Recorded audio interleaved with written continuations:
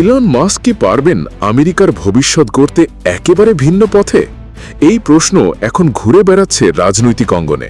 কারণ তার নতুন দল ফিউচার ফ্রন্ট শুধু রাজনৈতিক দল নয়, বরং একে বলা হচ্ছে ভবিষ্যৎ চিন্তার আন্দোলন। মাস্ক নিজেই বলেছেন, পুরনো নেতাদের দিয়ে নতুন ভবিষ্যৎ তৈরি সম্ভব না। তার এই বক্তব্য অনেক তরুণের মাঝে নতুন আশার সঞ্চার করেছে।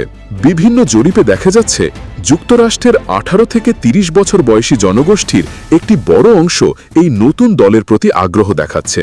সামাজিক যোগাযোগ মাধ্যমে হ্যাশট্যাগ ফিউচার উইথ ইলন ইতিমধ্যে ট্রেন্ডিংয়ে। তবে সমালোচকরাও চুপ নেই। তারা বলছে, মাস্কের এই পদক্ষেপ মার্কিন রাজনীতিতে অনিশ্চয়তা বাড়াবে।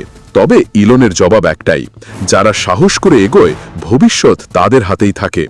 এখন দেখার বিষয়, প্রযুক্তির এই রাজা রাজনীতির ময়দানে কতটা জায়গা করে নিতে পারেন।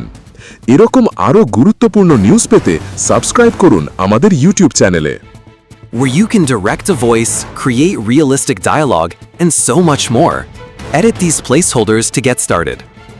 এরকম আরও নিউজ পেতে সাবস্ক্রাইব করুন আমাদের ইউটিউব চ্যানেলে।